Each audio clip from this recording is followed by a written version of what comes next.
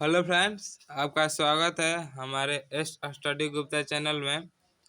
तो आज के इस वीडियो में हम Bihar board exam 2022 class 10th के लिए फिजिक्स चैप्टर 1 प्रकाश का परिवर्तन का भी क्वेश्चन करेंगे।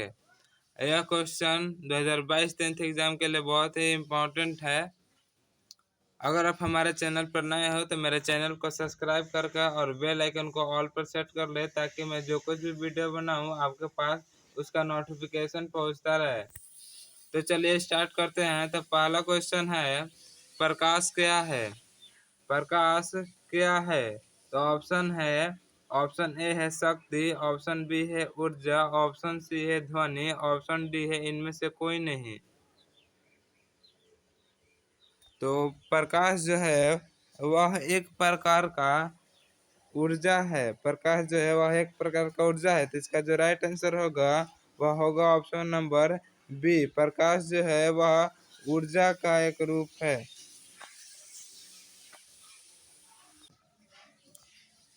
अगला क्वेश्चन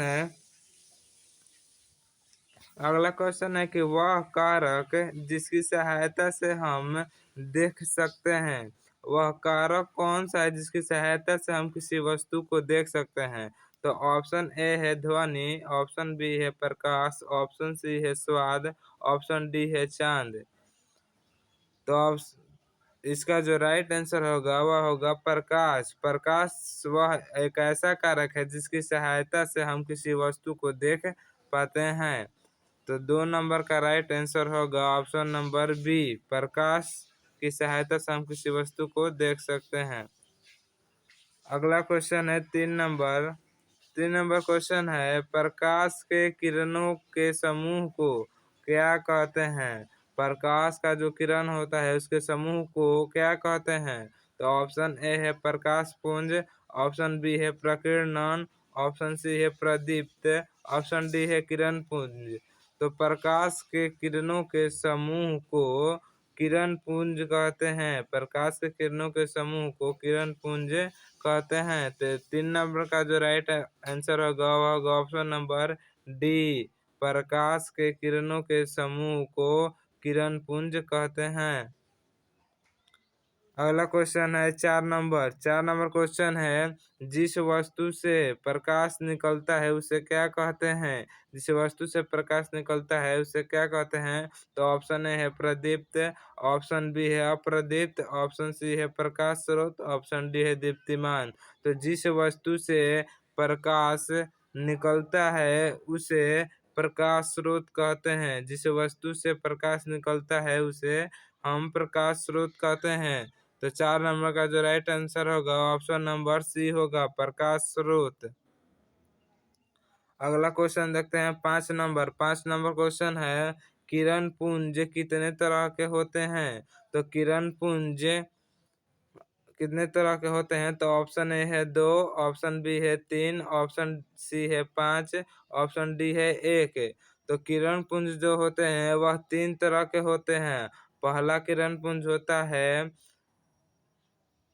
पहला किरण पुंज पहला किरण पुंज जो होता है वह होता है अभिसारी किरण पुंज। अभिसारी किरण पुंज। दूसरा किरण पुंज जो होता है वह होता है अपसारी किरण पुंज। और तीसरा जो किरण पुंज होता है वह होता है समांतर किरण पुंज। तो 3 तरह के किरण पुंज होते हैं, पहला अभिसारी, दूसरा अपसारी, तीसरा समानांतर। तो 5 नंबर का जो राइट आंसर होगा वह होगा ऑप्शन नंबर बी। किरण पुंज 3 तरह के होते हैं। अगला क्वेश्चन देखते हैं 6 नंबर क्वेश्चन है, एक बिंदु स्रोत से निकलकर फैलने वाली किरण पुंज को क्या कहते हैं? एक बिंदु स्रोत से निकलकर फैलने वाली किरण पुंज को क्या कहते हैं? तो ऑप्शन ए है समानांतर किरण पुंज, ऑप्शन बी है अपसारी किरण पुंज, ऑप्शन सी है अभिसारी किरण पुंज, ऑप्शन डी है कोई नहीं।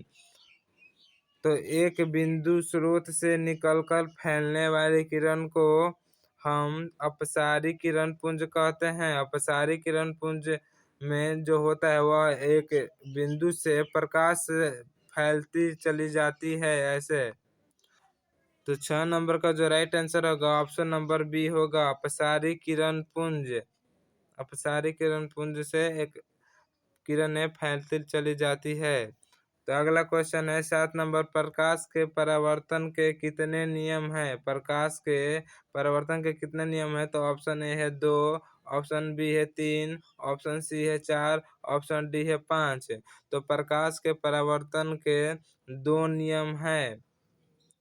प्रकाश के परावर्तन के 2 नियम है। तो 7 नंबर का जो राइट आंसर होगा वह होगा ऑप्शन नंबर ए, प्रकाश के परावर्तन के 2 नियम है। अगला क्वेश्चन देखते हैं 8 नंबर। आठ नंबर क्वेश्चन है, किसी सतह पर पड़ने वाली किरण को क्या कहते हैं? तो पहला ऑप्शन है परावर्तित किरण, दूसरा ऑप्शन है आपतित किरण, तीसरा ऑप्शन है अपवर्तित किरण, चौथा ऑप्शन है समानांतर किरण। तो किसी सतह पर पड़ने वाली किरण को आपतित किरण कहते हैं। मान लीजिए सतह होगा, इस पे जो ऐसे किरण पड़ती है इसे हम आपतित किरण कहते हैं। आपतित किरण कहते हैं, आपतित किरण। तो 8 नंबर का जो राइट आंसर होगा ऑप्शन नंबर होगा बी, किसी सतह पर पड़ने वाली किरण को आपतित किरण कहते हैं। चलिए अगला क्वेश्चन देखते हैं 9 नंबर। 9 नंबर क्वेश्चन है, जिस बिंदु पर आपतित किरण टकराती है उसे क्या कहते हैं? जिस बिंदु पर ये समतल सतह हो गया और यहाँ से जो ये आपतित किरण टकरा रही है इस बिंदु पर, तो इस बिंदु को क्या कहते हैं? तो इस बिंदु को हम आपतन बिंदु कहते हैं। आपतन बिंदु कहते हैं। आपतन बिंदु कहते हैं। तो 9 नंबर का जो राइट आंसर होगा वह होगा option number D. Option number D 9 number का राइट आंसर होगा कि जिस बिंदु पर आपतित किरण टकराती है उसे आपतन बिंदु कहते हैं। Option number D right answer. चलिए अगला क्वेश्चन देखते हैं 10 नंबर क्वेश्चन है, आपतन कोण परावर्तन कोण का होता है। ये जो आपतन कोण होता है, ये आपतन कोण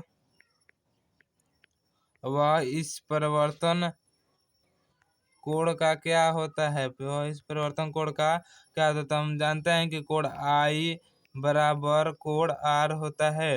तो आपतन कोण जो होता है वह परिवर्तन कोण का बराबर होता है। तो इसका जो राइट आंसर होगा ऑप्शन नंबर बी होगा कि आपतन कोण परिवर्तन कोण का बराबर होता है। Option number B right answer. चलिए अगला क्वेश्चन देखते हैं 11 नंबर। 11 नंबर क्वेश्चन है, दर्पण कितने प्रकार के होते हैं? दर्पण जो होते हैं वो कितने प्रकार के होते हैं? तो ऑप्शन ए है 2, ऑप्शन बी है 3, ऑप्शन सी है 4, ऑप्शन डी है 5। तो दर्पण जो होते हैं वह हमारे पास 3 तरह के होते हैं। दर्पण 3 प्रकार के होते हैं। पहला अवतल दर्पण, दूसरा उत्तल दर्पण और तीसरा समतल दर्पण। तो हमारे पास 3 तरह के दर्पण होते हैं। तो इसका जो राइट आंसर होगा ऑप्शन नंबर बी, 3 प्रकार के।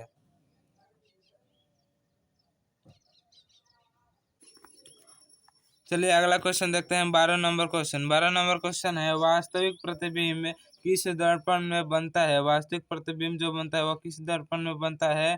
तो ऑप्शन ए है उत्तल, ऑप्शन बी है अवतल, ऑप्शन सी है समतल, ऑप्शन डी है इनमें से कोई नहीं।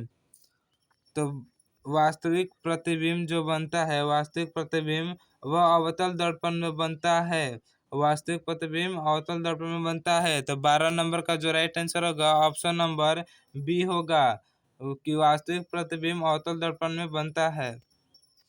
चलिए अगला क्वेश्चन देखते हैं 13 नंबर। 13 नंबर क्वेश्चन है, आभासी प्रतिबिंब किस दर्पण में बनता है? आभासी प्रतिबिंब किस दर्पण में बनता है? तो ऑप्शन ए है समतल, ऑप्शन बी है अवतल, ऑप्शन सी है उत्तल, ऑप्शन डी है सभी। तो आभासी प्रतिबिंब जो है वह सभी दर्पणों में बनता है, यानी समतल दर्पण में भी, अवतल दर्पण में भी और उत्तल दर्पण में भी, तीनों में आभासी प्रतिबिंब बनता है। तो 13 नंबर का जो राइट आंसर होगा ऑप्शन नंबर डी होगा सभी। अगला क्वेश्चन है 14 नंबर। साइड मिरर के रूप में किस दर्पण का उपयोग किया जाता है? साइड मिरर के रूप में किस दर्पण का उपयोग किया जाता है? तो ऑप्शन ए है समतल दर्पण, ऑप्शन बी है उत्तल दर्पण, ऑप्शन सी है अवतल दर्पण, ऑप्शन डी है इनमें से कोई नहीं। तो साइड मिरर के रूप में हम उत्तल दर्पण का प्रयोग करते हैं। साइड मिरर के रूप में हम उत्तल दर्पण का प्रयोग करते हैं। तो 14 नंबर का जो राइट आंसर होगा ऑप्शन नंबर बी की साइड मिरर के रूप में हम उत्तल दर्पण का प्रयोग करते हैं। अगला क्वेश्चन देखते हैं 15 नंबर क्वेश्चन है सोलर कुकर में किस दर्पण का प्रयोग किया जाता है? सोलर कुकर में किस दर्पण का प्रयोग किया जाता है? तो ऑप्शन ए है उत्तल, ऑप्शन बी है अवतल, ऑप्शन सी है समतल, ऑप्शन डी है सभी। तो सोलर कुकर में जिस दर्पण का व्यवहार किया जाता है वह अवतल दर्पण होता है। सोलर कुकर में अवतल दर्पण का प्रयोग किया जाता है। तो 15 नंबर का जो राइट आंसर होगा ऑप्शन नंबर बी होगा अवतल दर्पण। अगला क्वेश्चन है 16 नंबर क्वेश्चन है अवतल दर्पण की फोकस दूरी क्या होती है? अवतल दर्पण की फोकस दूरी क्या होती है? तो ऑप्शन ए है धनात्मक, ऑप्शन बी है ऋणात्मक, ऑप्शन सी है दोनों, ऑप्शन डी है सभी। तो अवतल दर्पण की फोकस दूरी जो होती है वह ऋणात्मक होती है और उत्तल दर्पण की फोकस दूरी धनात्मक होती है उत्तल दर्पण की फोकस दूरी और अवतल दर्पण की फोकस दूरी ऋणात्मक होती है। तो 16 नंबर का जो राइट आंसर होगा ऑप्शन नंबर बी होगा कि अवतल दर्पण की फोकस दूरी ऋणात्मक होती है। अगला क्वेश्चन देखते हैं 17 नंबर क्वेश्चन है अवतल दर्पण में बना प्रतिबिंब कैसा होता है? अवतल दर्पण जो प्रतिबिंब बनता है वह कैसा बनता है? पहला ऑप्शन है सीधा, ऑप्शन बी है उल्टा, ऑप्शन सी है गोल, ऑप्शन डी है लंबा। तो अवतल दर्पण में जो हमारा प्रतिबिंब बनता है वह उल्टा होता है। अवतल दर्पण में हमारा जो प्रतिबिंब बनता है वह उल्टा होता है और उत्तल दर्पण में सीधा होता है। तो इसको आप याद रखेंगे कि अवतल दर्पण में जो प्रतिबिंब बनता है हमारा वह उल्टा बनता है और उत्तल दर्पण में सीधा बनता है। तो 17 नंबर का जो राइट आंसर होगा ऑप्शन नंबर बी होगा। अगला क्वेश्चन देखते हैं 18 नंबर क्वेश्चन है समतल दर्पण द्वारा बना प्रतिबिंब कैसा होता है? समतल दर्पण द्वारा जो प्रतिबिंब बनता है वह कैसा होता है? तो ऑप्शन है वास्तविक प्रतिबिंब, ऑप्शन बी है काल्पनिक प्रतिबिंब, ऑप्शन सी है ए और बी दोनों, ऑप्शन डी इनमें से कोई नहीं। तो समतल दर्पण में जो हमारा प्रतिबिंब बनता है वह काल्पनिक प्रतिबिंब बनता है। समतल दर्पण में काल्पनिक प्रतिबिंब बनता है। तो इसका जो राइट आंसर होगा ऑप्शन नंबर बी होगा कि समतल दर्पण में काल्पनिक प्रतिबिंब बनता है। अगला क्वेश्चन देखते हैं 19 नंबर क्वेश्चन है निम्नलिखित में किसके द्वारा एक बिंदु स्रोत से समानांतर किरण पुंज मिल सकता है? निम्नलिखित में यानी जो ये नीचे चार ऑप्शन है इनमें से किसके द्वारा एक बिंदु स्रोत से समानांतर किरण पुंज मिल सकता है? तो ऑप्शन ए है अवतल दर्पण, ऑप्शन बी है उत्तल दर्पण, ऑप्शन सी है दोनों, ऑप्शन डी इनमें से कोई नहीं। तो 19 नंबर का जो राइट आंसर होगा ऑप्शन नंबर ए होगा। ऑप्शन नंबर ए 19 नंबर का ऑप्शन नंबर ए होगा कि अवतल दर्पण से समानांतर किरण पुंज मिल सकता है। तो 19 का जो राइट आंसर होगा ऑप्शन नंबर ए होगा अवतल दर्पण। चलिए अगला क्वेश्चन देखते हैं 20 नंबर क्वेश्चन है अवतल दर्पण की फोकस दूरी वक्रता त्रिज्या की होती है। यानी अवतल दर्पण की जो फोकस दूरी होती है वह वक्रता त्रिज्या की क्या होती है? तो ऑप्शन ए है दुगनी होती है, ऑप्शन बी है आधी होती है, ऑप्शन सी है चौथाई होती है, ऑप्शन डी है बराबर होती है। तो अवतल दर्पण की जो फोकस दूरी होती है वह आधी होती है वक्रता त्रिज्या की। अवतल दर्पण की फोकस दूरी जो होती है वह वक्रता त्रिज्या की आधी होती है। तो इसका जो राइट आंसर होगा option number B option number option number B होगा। ऑप्शन नंबर बी आधी होती है। चलिए 21 नंबर क्वेश्चन देखते हैं 21 नंबर क्वेश्चन है उत्तल दर्पण द्वारा बना प्रतिबिंब कैसा होता है? तो ऑप्शन ए है काल्पनिक और उल्टा, ऑप्शन बी है काल्पनिक और सीधा, ऑप्शन डी है वास्तविक और उल्टा, ऑप्शन डी है वास्तविक और सीधा। तो 21 नंबर का जो राइट आंसर होगा वह होगा कि उत्तल दर्पण द्वारा जो हमारा प्रतिबिंब बनता है वह काल्पनिक और सीधा बनता है। उत्तल दर्पण में हमारा प्रतिबिंब काल्पनिक और सीधा बनता है। तो 21 नंबर का जो राइट आंसर होगा ऑप्शन नंबर बी होगा, काल्पनिक और सीधा। नेक्स्ट क्वेश्चन देखते हैं। 22 नंबर क्वेश्चन है कि दाढ़ी बनाने में किस दर्पण का उपयोग किया जाता है। दाढ़ी बनाने में किस दर्पण का उपयोग किया जाता है। तो ऑप्शन है उत्तल, ऑप्शन बी है अवतल, ऑप्शन सी है समतल, ऑप्शन डी इनमें से कोई नहीं। तो दाढ़ी बनाने में हम अवतल दर्पण का प्रयोग करते हैं। दाढ़ी बनाने में हम अवतल दर्पण का उपयोग करते हैं। तो 22 नंबर का जो राइट आंसर होगा ऑप्शन नंबर बी अवतल।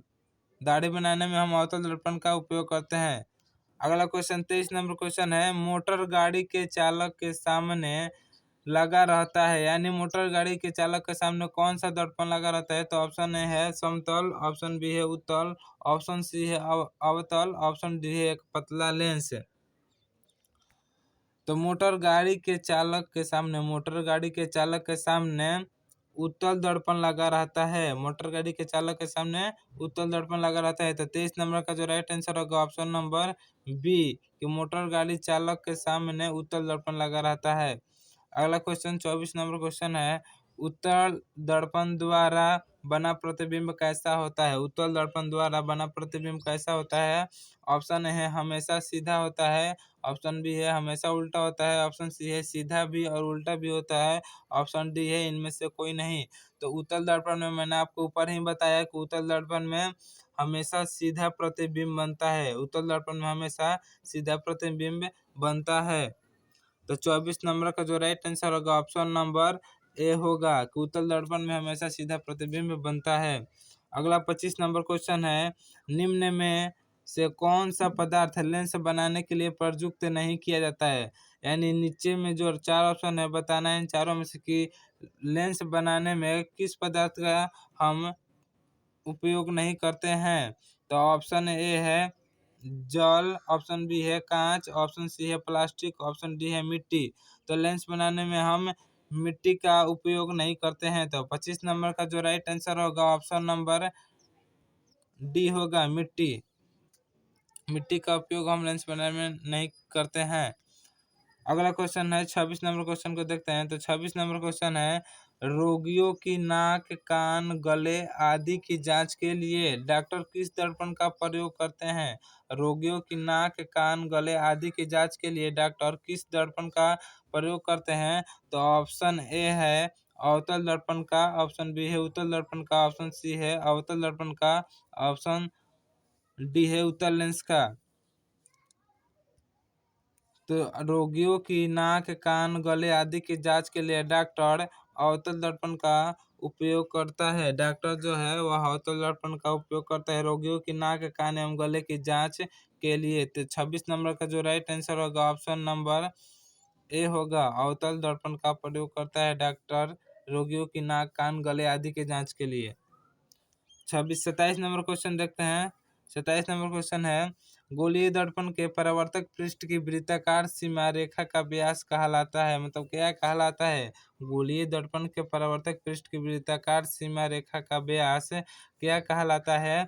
तो ऑप्शन ए है मुख्य फोकस, ऑप्शन बी है वक्रता त्रिज्या, ऑप्शन सी है प्रधान अक्ष, ऑप्शन डी है गोलीय दर्पण का द्वारक।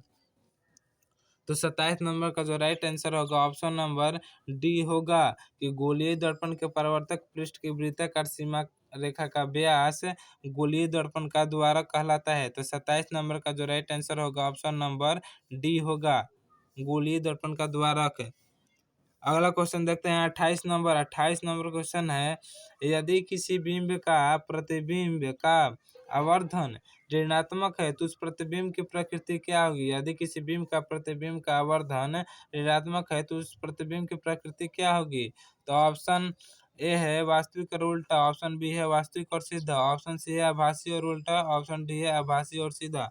तो यदि किसी बिंब का प्रतिबिंब का आवर्धन ऋणात्मक होता है तो वह वास्तविक और उल्टा प्रतिबिंब होता है। वह उस प्रतिबिंब का प्रकृति जो होगा वास्तविक और उल्टा होगा। तो 28 नंबर का जो राइट आंसर होगा ऑप्शन नंबर ए होगा वास्तविक और उल्टा। चलिए अगला क्वेश्चन देखते हैं 29 नंबर क्वेश्चन है, वह गोलीय दर्पण जो अंदर की तरफ है वक्रित हो वह क्या कहलाता है। वह गोलीय दर्पण जो अंदर की तरफ वक्रित हो वह क्या कौन सा दर्पण कहलाता है। तो ऑप्शन ए है अवतल दर्पण, ऑप्शन बी है उत्तल दर्पण, ऑप्शन सी है समतल दर्पण, ऑप्शन डी है सभी। तो वह गोलीय दर्पण जो अंदर की तरफ वक्रित हो वह अवतल दर्पण कहलाता है। वह गोलीय दर्पण जो अंदर की तरफ वक्रित हो वह अवतल दर्पण कहलाता है। तो 29 नंबर का जो राइट आंसर होगा ऑप्शन नंबर ए होगा अवतल दर्पण। तो चलिए अगला क्वेश्चन देखते हैं 30 नंबर। अगर आप हमारे चैनल पर नए हो तो कृपया चैनल को सब्सक्राइब करके और बेल आइकन कॉल पर सेट कर लें ताकि मैं जो कुछ भी और वीडियो बनाऊं तो आपके पास नोटिफिकेशन पहुंचता जाए।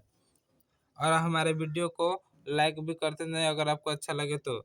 30 नंबर क्वेश्चन है, गोलीय दर्पण के वक्रता केंद्र को किस अक्षर से निरूपित किया जाता है। गोलीय दर्पण का जो वक्रता केंद्र होता है वह किस लेटर से निरूपित किया जाता है। तो ऑप्शन ए है सी, ऑप्शन ए है सी अक्षर से, ऑप्शन बी है पी अक्षर से, ऑप्शन डी है ओ अक्षर से, ऑप्शन डी है एफ अक्षर से।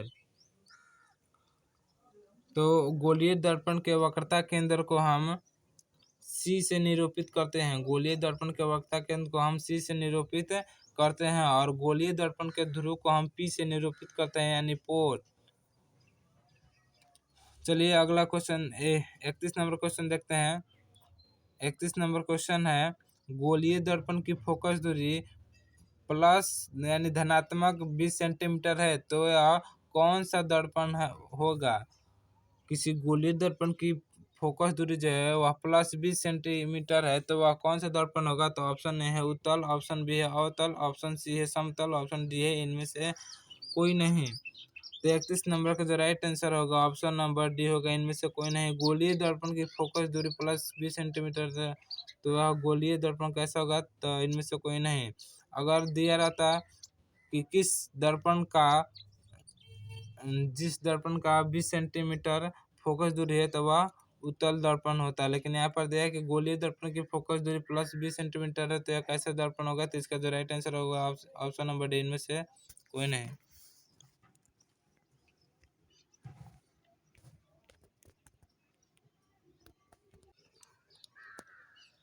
तो 31 नंबर का जो राइट आंसर होगा ऑप्शन नंबर डी होगा इनमें से कोई नहीं। Option number D right answer. 32 number question देखते हैं, समतल दर्पण की फोकस दूरी क्या होती है। समतल दर्पण की फोकस दूरी क्या होती है। तो ऑप्शन ए है अनंत, ऑप्शन बी है शून्य, ऑप्शन सी है 100 सेंटीमीटर, ऑप्शन डी है 50 सेंटीमीटर। तो समतल दर्पण की जो फोकस दूरी होती है वह अनंत होती है, तो 32 नंबर का जो राइट आंसर होगा ऑप्शन नंबर ए होगा कि समतल दर्पण की फोकस दूरी अनंत होती है। 32 नंबर का right answer option number A अनंत। अगला क्वेश्चन देखते हैं 33 नंबर। 33 नंबर क्वेश्चन है, वह गोलीय दर्पण जो बाहर की तरफ वक्रित हो वह कौन सा दर्पण कहलाता है। तो ऑप्शन ए है अवतल, ऑप्शन बी है उत्तल, ऑप्शन सी है गोलीय दर्पण, ऑप्शन डी इनमें से कोई नहीं। तो वह गोलीय दर्पण जो बाहर की तरफ वक्रित हो वह उत्तल दर्पण कहलाता है। वह गोलीय दर्पण जो बाहर की तरफ वक्रित हो वह उत्तल दर्पण कहलाता है। अगला क्वेश्चन देखते हैं 34 नंबर क्वेश्चन है, गोलीय दर्पण के ध्रुव तथा वक्रता त्रिज्या से गुजरने वाली सीधी रेखा को क्या कहते हैं। तो ऑप्शन ए है वक्रता केंद्र, ऑप्शन बी है मुख्य अक्ष, ऑप्शन सी है मुख्य ध्रुव, ऑप्शन डी है वक्रता त्रिज्या।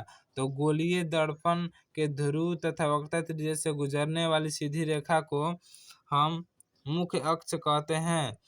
तो 34 नंबर का जो राइट आंसर होगा ऑप्शन नंबर बी होगा मुख्य अक्ष। तो चलिए यहीं पर वीडियो को समाप्त करते हैं। अब अगले वीडियो में हम और क्वेश्चन लाएंगे।